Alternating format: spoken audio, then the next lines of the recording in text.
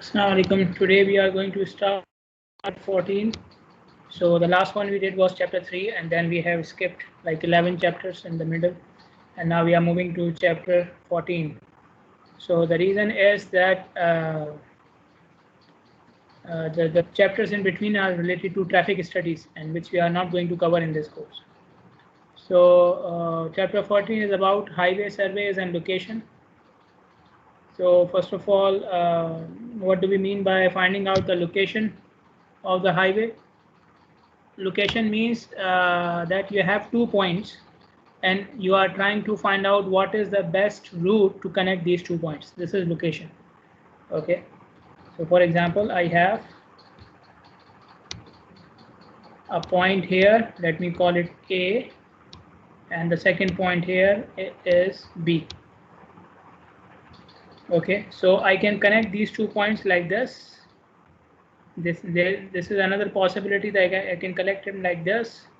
Another possibility is to connect them like this. Okay, so similarly there can be several other possibilities. So just keep in mind that location doesn't mean that I'm trying to find out the start and the end point. The start and the end point of the highway is always known from the demand. Okay, that we need to connect this area with this area. There's a demand for this area to be or demand of the people to go from area A to area B. The demand is already there. Okay, so how should I connect these two areas? This is the issue. Okay, so this is what we call as selecting the location of the highway.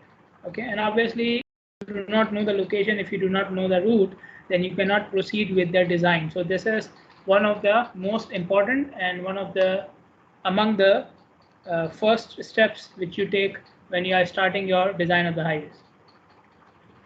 So when you are making this decision, you have to consider several factors. For example, topography. Now, what do we mean by topography? We also call it terrain. Terrain topography means the same thing. And students, when I used to ask this question in the class, they used to come up with the word contour. Contour lines, contour map is topography. Well, what does it mean? It means the ground elevation profile, right? It means the ground elevation profile. Okay, so topography means the ground elevation profile. So you must know that because it can create or it can impact the driver as well as the person who is going to construct the highway. The driver when he drives and the person before he starts driving, when the construction is going on, it can impact that organization as well, because construction in certain areas or with certain topography can be difficult. For example, in mountainous areas or in valleys, okay, over the rivers, it can be difficult. And similarly, after you build the highways in these areas, it can create problems for the drivers as well. Similarly, you must know soil characteristics, okay, to make this decision, because the weight of the vehicle and the pavement structure will go on the soil. For any structure, the weight goes on the soil, right? So you need to understand what are the soil characteristics, and if we can avoid building the structure over a weak soil, we can do it. Okay, or we should do it. For other structures, normally the land area, the position is fixed. I'm going to construct a building, so I have this land. Okay, that land, whatever soil it has, my construction will be according to that. I cannot change my land because the soil is weak, because this is the land I own. But for road, it's a government project, and whatever empty land you have and whatever land belongs to the other organizations can be used. Okay, so you have the flexibility to work around that. Environmental factors such as noise and air pollution. Okay, so obviously when you construct a new highway, it will increase the noise and air pollution. So how much will be the increase, and can you afford it? Can you allow it? Okay, and then economic factors, like I mentioned some of them in terms of construction. Okay, and the construction of the highway may also benefit or disbenefit some businesses as well. Okay, some businesses may go out of the market because of the new highway, or some businesses or some businessmen may start to look for new businesses in that area with the new highway. Okay, so these data items cannot be collected from a single source. So you have to perform different types of surveys, and the data has to be collected from different sources. So that's why we are studying highway surveys and location together. Okay, because determination of location involves the surveys done, different types of surveys actually, which will be done for determining the location, and it cannot be done without it. Okay, so you have to do different types of surveys as well. Now, what are the basic principles of highway location determination? The first basic principle is that the curvature and gradient must blend with each other. Now, blend means mix, right? Blend means mix, but you can mix 2 or 3 things in any way you want, right? Like, for example, you are cooking, or let's say you are making tea. You can put a whole cup of sugar in 1 cup of tea. That is also mixing. Okay, but you know that will produce a tea which nobody will be able to drink. Okay, so that is the type of blend. Okay, we are talking about a blend which can create a smooth traffic system which looks good and which is also safe for the driver. So the curvature and gradients must be used in a way that is balanced. Don't use too many, and don't use none as well. Okay, so curvature means what? Turnings. Okay, we have talked about curvature and gradients in the previous chapter, in chapter 3. So curvature means, and okay, so curvature means wherever you are changing the direction of the road. Gradient means wherever you are changing the slope of the road.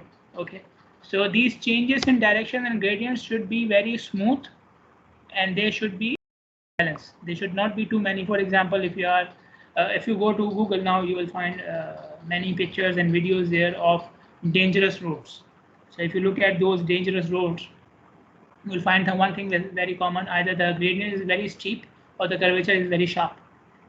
Okay, or sometimes both are there. You have a sharp curvature and a steep gradient both. So this is not the right blend. This is not the right mix. Okay, you should reduce the curvature, reduce the gradient, and so on and so forth. Okay, but you cannot avoid them. Obviously, you have to go from one place to the other place, so there will be some changes of directions, there will be some curvatures, and there will be some gradients as well. Okay, and from time to time you need to have changes in gradients as well. So you cannot avoid them completely, but you have to make sure wherever they are coming, it's a nice blend.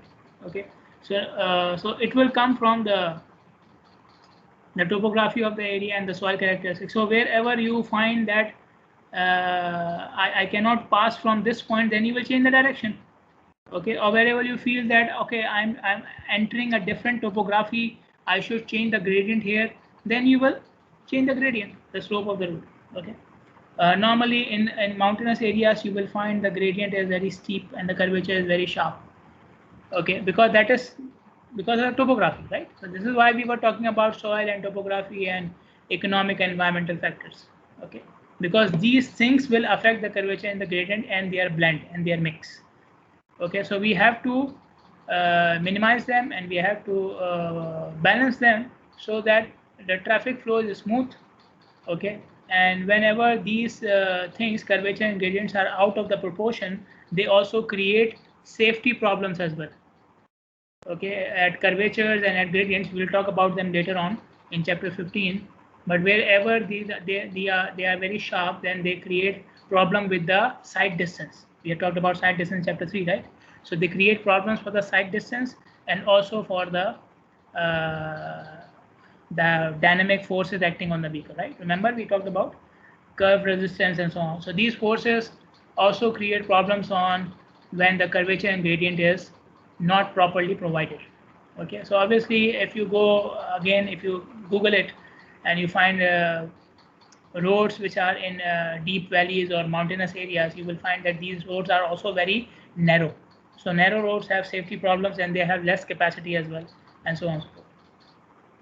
So you have to keep in mind that the curvature and gradient should be balanced. They should be as smooth as possible so that the capacity is increased. There are no safety problems, and at the same time, you are meeting the design standards and criteria which are for that location. So, for example, Ministry of Works in Bahrain have design standards and criteria, right? So you have to follow them as well. Okay, so this is the basic principle, that balance the curvature and gradients make a smooth flow for smooth flow of traffic, and at the same time follow the design standards and criteria from the local organization. Another important point is to cause minimum disruption to any historic and archaeological site in that area and to the land use activities. Okay, historic archaeological sites, we have so many in Bahrain. We have Babel Bahrain and Bahrain Fort, and we have so many palaces. I cannot even name them. So these are what historic archaeological sites. So these sites are of national importance. So you cannot disturb them. The construction of the highway, whatever route you are selecting, these sites cannot be disrupted. These sites cannot be disturbed. Okay. And minimum disruption to the land use activities as well. Land use meaning the use of the land, as simple as that. Okay. What is the purpose that the people in that area are using the land for? Are they using it for residential purpose, for commercial purpose, for hospitals, for education? Okay, so for example, our campus in Isa town is in an educational area, right? So the land use of that area is educational. Okay, so the land use activities in a certain area may disrupt because of the construction of a new highway. For example, you are constructing a major highway with 4 lanes, high speed in a residential area. Okay, residential areas are not built for these types of highways. So that type of highway is not suited for that area. Okay, so you will disrupt the land use activities. You will endanger the pedestrians. You will endanger the kids which may be playing in that area. Okay, and so on and so forth. Okay, so and vice versa. You cannot, if you are building like 1 lane roads in industrial area, then that is another problem, because industrial areas have more traffic and they have large vehicles going around them or going inside them. So small is one lane streets will not work there. Okay, so you have to, according to the type of area, you will choose from which area the highway should be going through. Okay, now whenever you are deciding about the location of the highways, we follow 4 steps. Okay, so as mentioned here: office study, reconnaissance survey, preliminary location survey, and final location survey.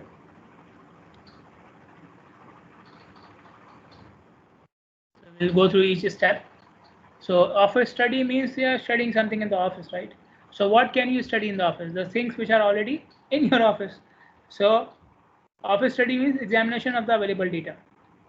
Okay, in the area where the road is to be constructed. In the area where the road is to be. Now you would say, I was saying that we have not decided the route yet. So how do I know in which area the road is to be constructed? The area is the whole area which is between your start and the end point. Let me show it to you here. So you see this. Okay, so this is point A and this is point B. Okay, now in between these 2 points, you see I've made different lines, awkward types of lines. So any of these lines can be my possible route, right? So you can see this line is passing through a different set of area, this line is passing through a different set of area, and the straight line is passing through a different set of area. So up till now I have not decided which is my final route. So this whole circle which is between A and B is my area. So in office study, I am gathering information about this whole route, about this, about anything which can come between A and B, possibly. Obviously, it doesn't mean that if something is like 2,000 kilometers away from A, you will also consider it as the area, possible area of construction. No, obviously. So there is some practical limitation, but it's not a straight line. This is what I mean.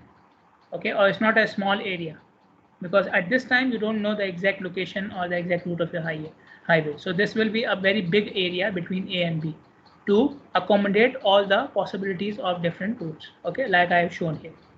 So when I say collecting existing information about the area, that means the possible or the area where any possible roads can be constructed between the start and the end point. So what are these existing sources of information? They can be previous engineering reports from previous projects. So you are constructing this highway for the first time in this area. but there may be other projects which are done in this area, housing projects, road projects, bridge projects, airports, and so on and so forth. So you collect their reports and you see what information they have collected, and maybe some of those information can be useful for you. For example, site soil reports. Okay, soil is the same, water level and so on. Maps, aerial photographs, okay, of that area. Charts, different organizations collect data and they present it in the form of a chart. For example, traffic data, weather data, temperature, rainfall, and pollution data. You know, if you go to UNDP website, you will find a whole database in which you can find the pollution data for almost all countries of the world. Okay, so this is available.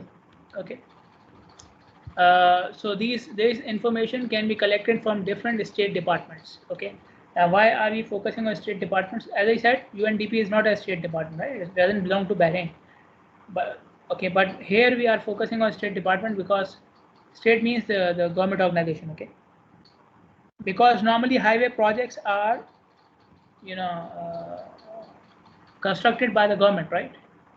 So gathering information from government departments is easier, and this is normally the case that you look for other departments within your organization, within the government, to collect information. Okay, so we have Department of Transportation even in Bahrain.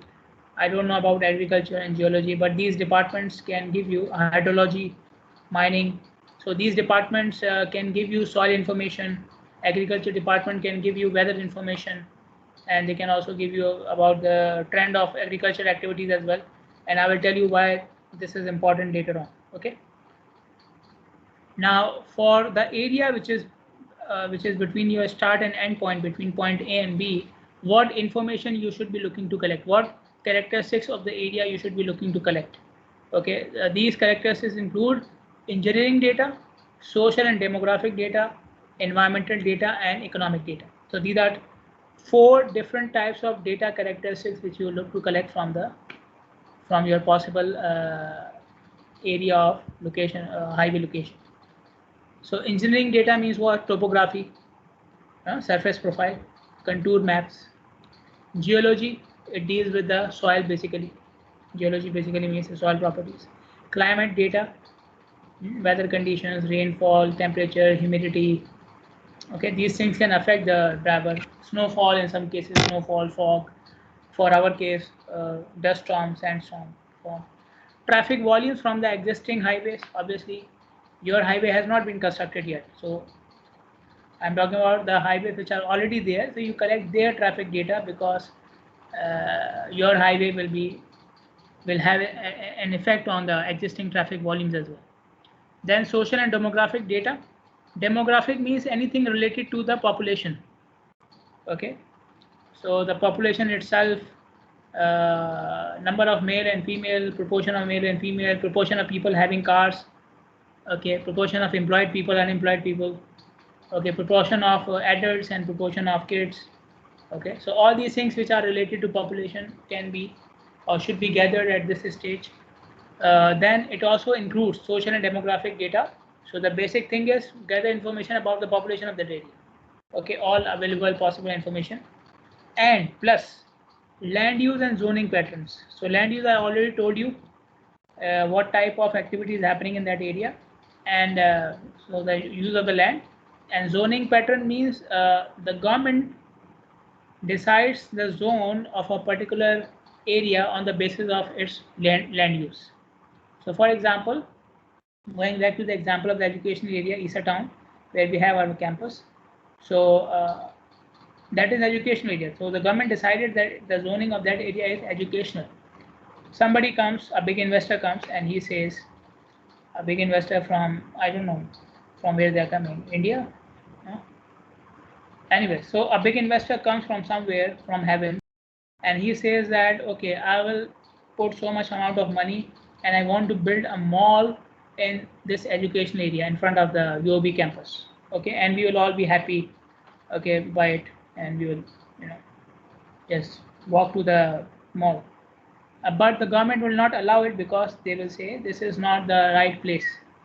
Okay, this area is restricted for educational activities. Okay, similarly, some other investor comes and he says, I will build a residential complex in the industrial area, his industrial area, Mina Salman or something. So the government will say this is dangerous. We cannot allow a residential development project in this area because the zoning of this area is industrial. Okay, so zoning means the government decides or restricts a particular land use in an area. Okay, that is the zoning pattern. So you must know from which zones your highway will be passing through. Environmental data. Environment means what? Environment means all man-made and natural features of the land. All man-made and natural features of the land are part of the environment. So environmental data means collect data about all the features of that area. Okay, including wildlife. Okay, so wildlife are birds, insects.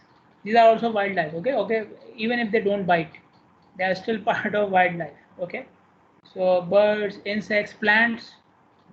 There are certain areas in which a specific type of plant grows, and that plant cannot grow somewhere else. Okay, so you go to Australia, you have a different sort of wildlife. You go to Saudi Arabia, you will see desert wildlife. So collect data, what type of wildlife is there. Location of recreation, historic and archaeological sites. I've already talked about historic and archaeological sites. Recreation means the places where you go for fun and entertainment and relaxation, like parks, beaches, cinema halls. Okay, for our case, shopping malls, if they are doing a big offer or something, then they also become recreation, right? So these are recreational places. So if there are any recreational places, you must know their location and type. Possible effects of air, noise, and water pollution in case of construction of the highway. So you must know the existing noise levels and what can be expected in future if the new highway is constructed from this part of the area. Then economic data. So economic data is related to the cost, money, right? So the most important thing is the cost of construction.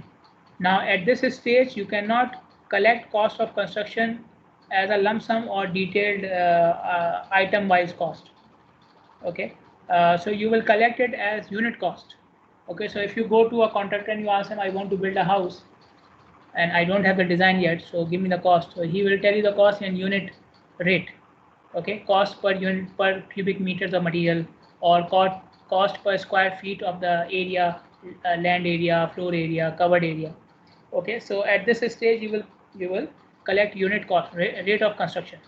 Okay, trend of economic activities. Now what are economic activities? Activities which generate revenue, activities which generate money. Okay, so these activities are agricultural, commercial, and industrial activities. So trend means you must know what type of activities are happening.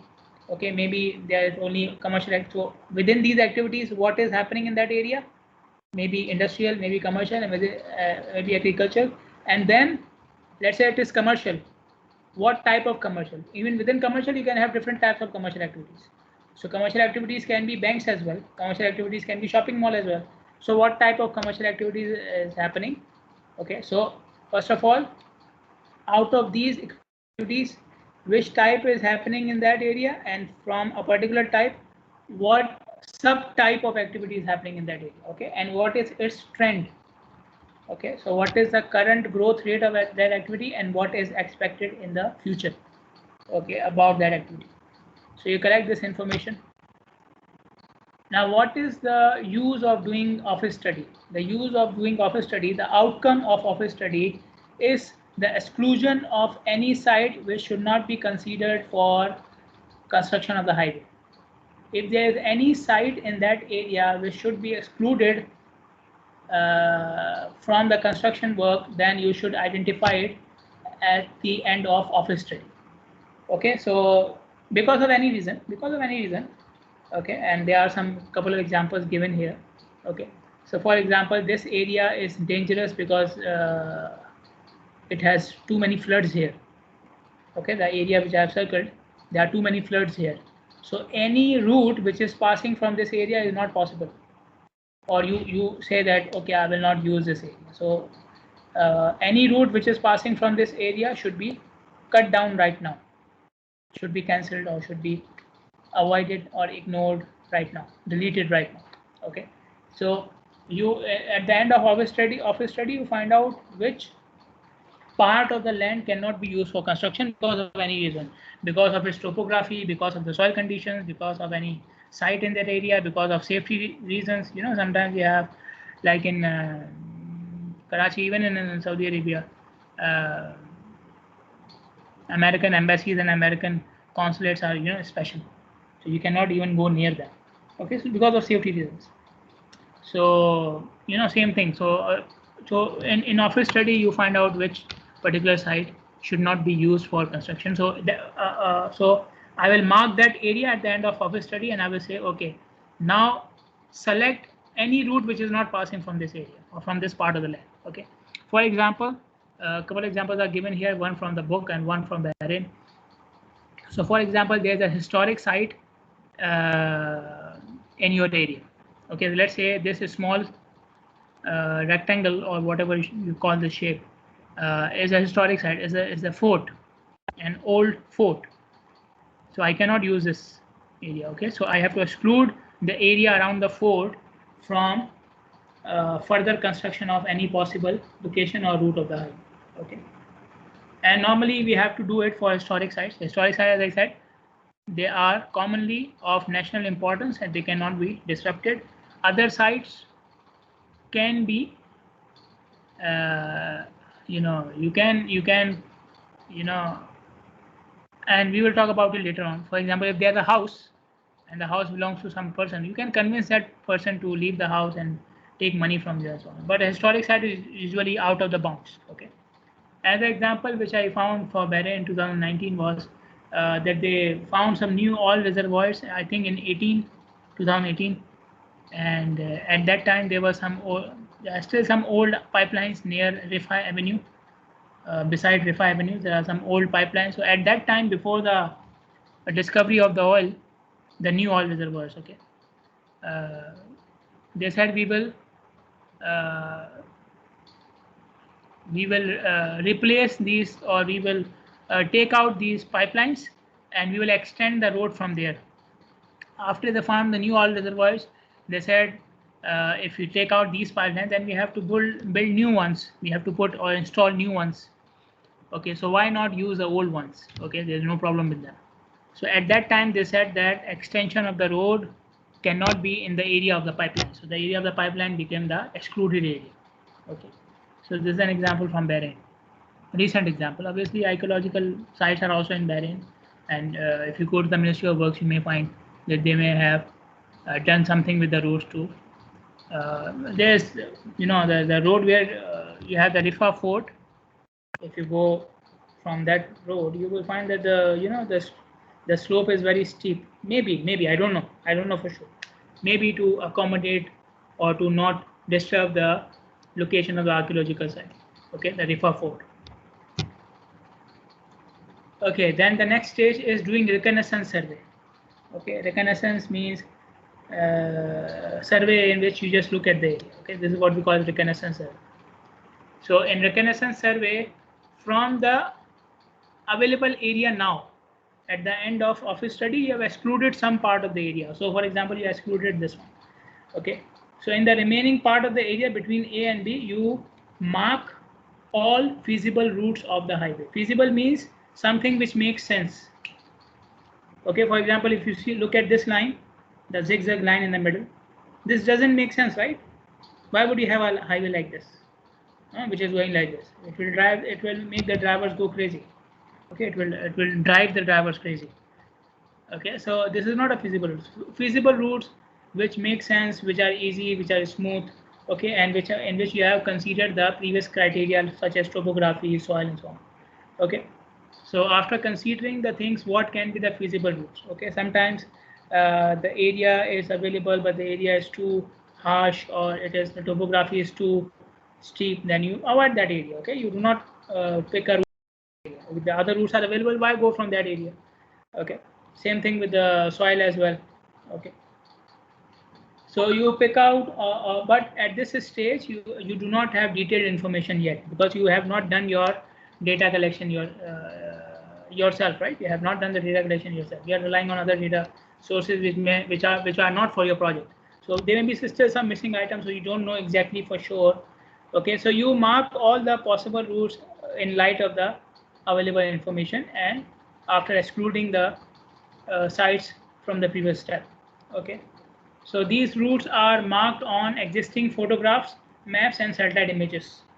Okay, and this type of process is known as stereoscopic examination. Stereoscopic means looking at the details of a photograph or a map or an image. This is what we call as stereoscopic. So stereoscopic examination means in light of the available information on the existing maps, you mark your feasible routes and maps and feasible routes. Okay. One more thing which comes under the feasibility of the route is the availability of the required width of the road. Now you see in this picture, I am showing the road, the routes as lines, but the road is not a line, right? It has a width as well. Okay, and normally roads require a width of 200 feet, 300 feet.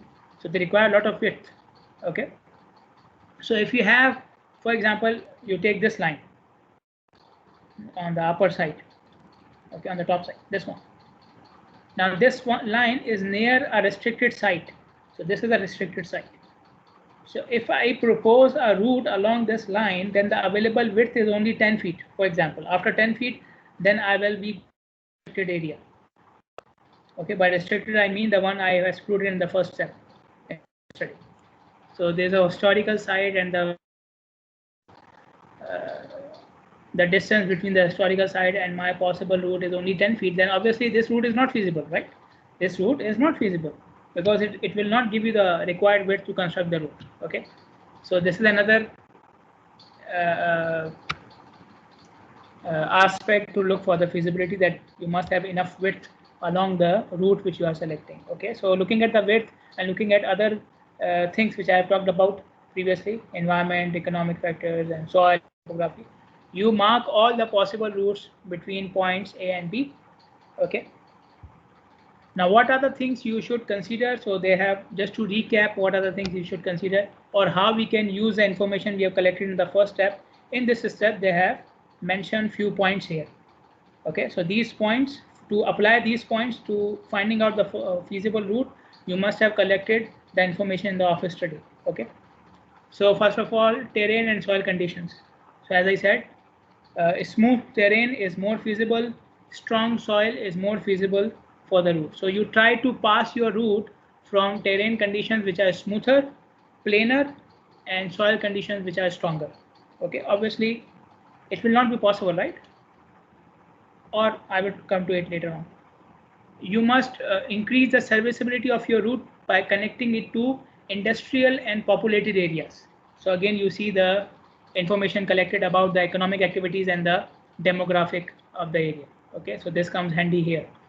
So if you are connecting, if you are constructing a highway which is going from A to B, and between A to B you have selected a route where the highway is not passing through any populated area, then it will do what? It will decrease the usefulness of your highway.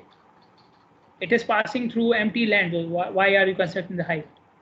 Only people from A to B will use it. This is very, that means maybe more than half of the day the highway will be empty. Okay, so this is not a good case or good scenario. So we try to increase the serviceability of the area by passing it through as many industrial and populated area as possible. Okay, again, you have to look at it from a practical point of view. So you cannot have a highway which is connecting all industrial and populated areas in Bahrain. You cannot have it, although Bahrain is a small country. Okay, so if it is not possible in Bahrain, it is not possible somewhere else as well. Okay, so you have to connect as many industrial and population areas as possible within a reasonable width, within a reasonable scope of land. Okay. Crossing other transportation facilities is also a plus point. So try to connect it to existing transportation facilities such as rivers, highways, and railroads. Okay, if you have an existing railway station here, so if your route passes from point A to the railway station and then goes to point B, that means people from point A and point B will have a better service for the railway station. It will be more convenient for them to get to the railway station. Okay, similarly, if you are connecting a river, then it will be easier for them to get to the river. If you're connecting to the highways, then it will provide them extra connection to highways. Okay, so it will provide them different routes. Okay, more possibilities of different routes. Okay, so crossing, you increase the crossing with other transportation facilities. Okay, but I think the last point is what can explain or what can tell you. The last point is the one which can tell you to how much extent you can try to fulfill these 3 points: terrain, soil, serviceability, and crossing of the facilities. You must not compromise the directness of the route. Directness means the length. The most direct route is a straight line. The most direct route is a straight line. Okay, so for example, again take this weird and awkward sort of a route which I made in the middle, a zigzag line. Now let's say this zigzag line fulfills all the conditions of the first 3 points. It has a good terrain and soil condition. It is servicing all the industrial and populated areas, and it is crossing all the possible transportation facilities between point A and B. But in doing so, I have increased the length of the, or let's say the direct distance between A and B. And this zigzag line has a length of 30 kilometers, including the inclined parts. You have increased the length between A and B to 30 kilometers. So again, this doesn't make any sense. Okay, so this is the point which you should keep in mind. So this is the last point, but not the least one. Okay, as I say, last but not the least. In fact, this point can cancel out many of the other points. Okay, so maybe the soil conditions are weak, but if you leave or if you do not pass from this area, your route will increase by 10 kilometers more, or the length of the road will increase by 10 kilometers. Then obviously you have to pass from this area. Okay, so you may have some extra construction cost or some extra design cost because of weak soil, but you are saving 10 kilometers in length. So you are making the route as direct as possible. Okay, so try to fulfill these points as much as possible. Okay, without increasing the length of the route too much. Okay, this is what we mean by directness of the route. Okay, so all these feasible routes are plotted on the photographic base map. Base means something for existing. Base map means map of the existing map of the area. Existing map of the area. Okay, so it can be, like I said, photographs, maps, and slide animation. And again, this is on the basis of the information collected in the first step. Then we go for preliminary location survey. So now we are going into the field. Preliminary location survey is where we go into the field. So you go into the field and you collect or you establish control points along your route. Few control points along your route. So you have 3 possible routes. Along each route, you do some survey and you establish control points. What do we mean by control points? Control points, you may have heard this word in surveying as well. And again, if I used to ask the students, they used to again say contour map. I don't know what is the problem with contour map. Control points are points of known elevations and coordinates. Points of known elevation and coordinates. Okay. Now establishing control points means what? That you are going to find out the location and elevation of some points along each route, and you will mark them. Establish them means you will mark them in some permanent manner. So usually they will put a concrete block there, or they will make a small concrete structure there. Okay, so this is what we mean by control points. So establishing control points. So obviously we are establishing control points, meaning we will find out its location and elevation, and we will establish it. We'll mark it permanently along each route. So along each route, there may be like 5-6 control points. Okay. So this is preliminary survey because you cannot conduct detailed design and detailed cost estimation using just 5-6 points. Okay. This is the preliminary stage. So the data is not collected in large quantity. Okay. Obviously, you have 3 different routes. Why go in detail until you have selected the final route? Okay. So we don't go in detail right now. So it's a very preliminary survey, short survey along each route to establish a control point. What is the purpose of doing that? There are 2 purposes. First purpose, control point will be used once, so you will select a final route out of these three, right? What you have right now. Now keep in mind, I'm saying three, just an example. So whatever 3 or 4 routes you have marked in the previous step, one of them will be a final route. So any one of them, whichever one is a final route, these control points along the final route will help you in doing further detailed survey. So they will become the control point for the final survey along that route. Okay, so you needed the control point along the final route anyway, so now you have it along all the possible. Okay, so any one of them can be selected, and when you go for the detailed survey, you have the control points already established. One reason of doing preliminary survey. Other reason of doing preliminary survey is these control points will be used for an initial to develop an initial horizontal and vertical alignment of the route. Okay, initial or preliminary. Why preliminary? Because again, we don't have much information right now. Okay, so using whatever information we have in the previous steps and using the control points, we will establish, we will plot a preliminary or initial vertical and horizontal alignment for each route. So this is like a first draft. First draft. Vertical and horizontal alignment means what? Directions. Vertical and horizontal directions. Okay. So horizontal direction means where we are going to provide the turning and what will be the bearing and what will be the angles and so on. And vertical means the gradients and the changes in gradients. Okay, so you prepare a first draft of your design, and this first draft will be used for doing the economic and environmental evaluation of each route. So out of these 3, 4 or 5 routes, you have to select one. You will select on the basis of economic and environmental evaluation. And for doing economic and environmental evaluation, you need a preliminary or draft design. Okay, so establish control points. Using these control points, you will do the preliminary design, and from the preliminary design, we will conduct economic and environmental evaluation or economic and environmental feasibility of each route. And on the basis of that, we will select the final route. So economic evaluation means looking at the effects of the construction of the highway. Okay, what are you gaining in return if you invest your resources on the construction? What is the return? All how much I am investing and then how much I am getting back. Okay, so at this stage for economic evaluation, the things you have to consider are road user cost and road user benefits. First of all, what is the road user? Driver, passenger, pedestrian, bicyclist, passenger, pedestrian. So all of them are what? Road users. Okay, so I've counted, I think, 4. Drivers, pedestrians, passengers, and bicyclists. These are road users. What are their costs with the construction of this highway?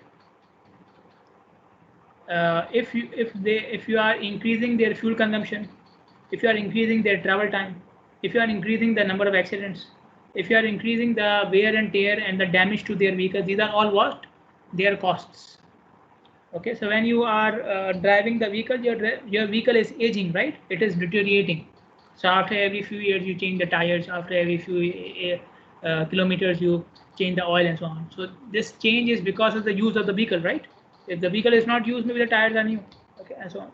Although it doesn't happen like this, or it cannot happen in an infinite manner, but the vehicle requires regular maintenance because of its use. So if because of your highway you are increasing the wear and tear or the deterioration of the vehicle, this is a extra cost to the road user. Okay, but when I say increasing, I mean in comparison to the current situation before the highway. So now the highway is not constructed. The travel time between A and B is 30 minutes, for example. With the highway, it will become 35 minutes. So it is a cost.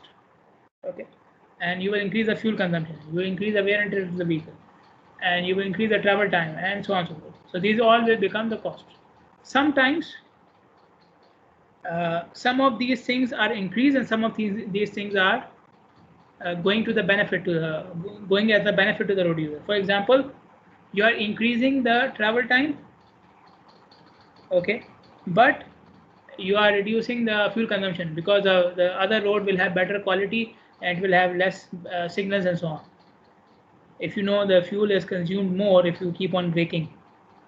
Okay, the fuel and oil, the vehicle deterioration is more if you have to stop for more times. Okay, so maybe you are increasing something as a road user cost, but there is another parameter which is benefiting the road user. Okay, so maybe there are more chances of accidents, but the travel time is less, and so on and so forth. Okay, so look at the extra cost to the road user and the benefits to the road user in comparison to the existing situation before the hike.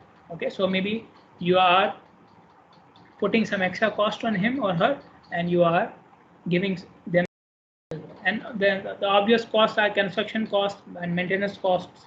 Okay, so again, this is where you have to know the soil and the topography and the environmental factors and so on.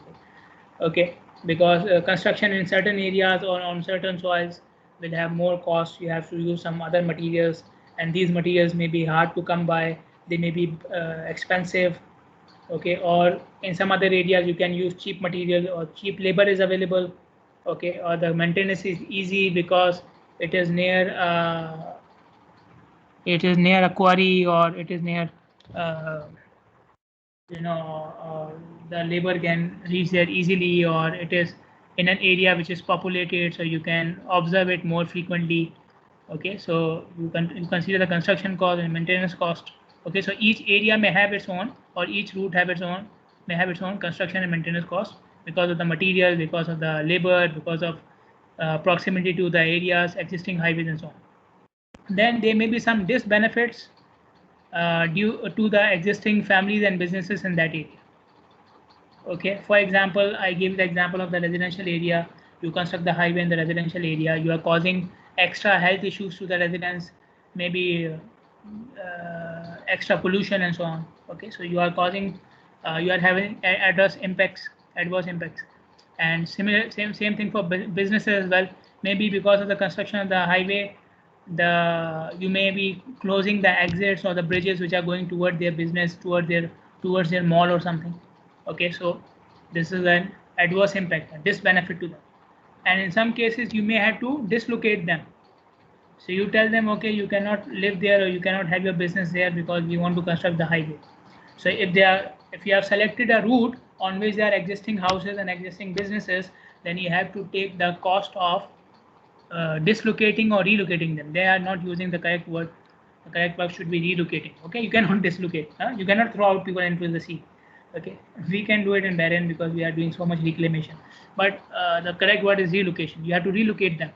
Okay, and they will not relocate for free. They will not leave their house and their businesses for free. They'll ask you for money, price of land, price of business, price of relocation, and so on.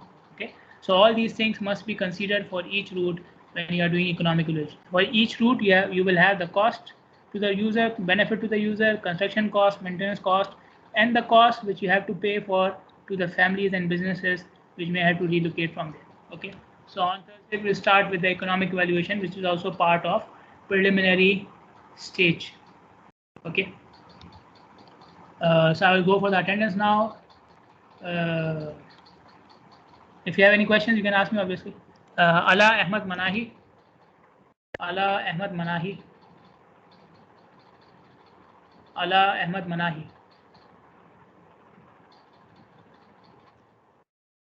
Mahmoud Isa. Okay, Mahmoud Isa. Okay. Muhammad Al-Ajab. Muhammad. Okay.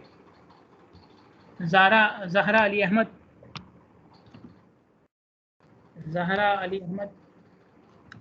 Okay. Balkis Muhammad. Balkis Muhammad. Balkis Muhammad. Mahdi Abdul Ilah. Mahdi Abdul Ilah. Mahdi Abdul Ilah. Ala Munir. Yes, doctor. Ibrahim. Okay. Mark your attendance, you can leave. Ali Hussain. Ali Hussain. Here. Wala Mirza.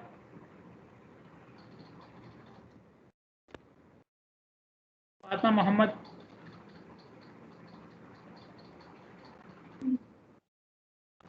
Huda Ahmad.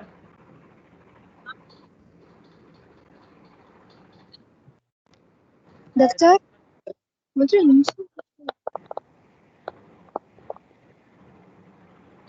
Latifa Hassan.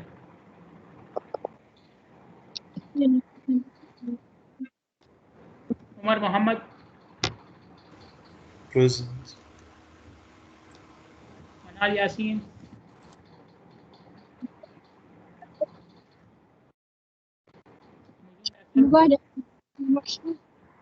Yeah, just wait. I was calling your name. Now wait. Faisal.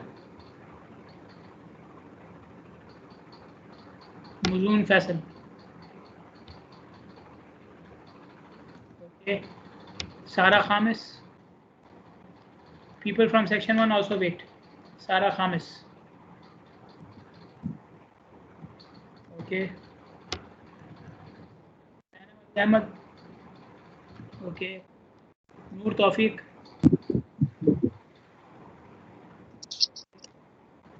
Asad Mustafa.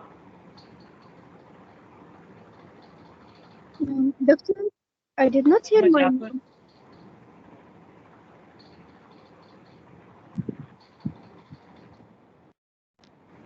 I will call out the absentees in the end. You can, if your name is in the absentees, you can tell me then. Okay. If you miss your name, please wait. Okay. Wasan Rafiq.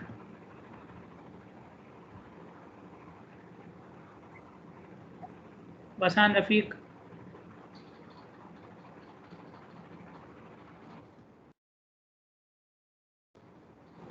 Okay, so I'm calling out the absentees now. Okay, if your name is in the absentees, please call. Ala Ahmad. Yes, doctor. Yeah. If you miss your name, please wait. Okay. Balkis Muhammad. Balkis Muhammad. Mahdi Abdulillah.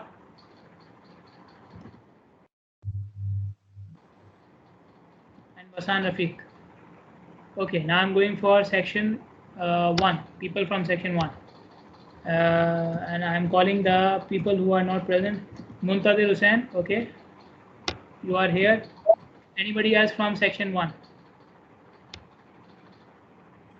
Anybody else from section 1? So Yusuf Abdullah is not here. Yusuf Abdullah from section 1. Okay, done. Okay, so I'll see you guys on Thursday, inshallah. Assalamu alaikum.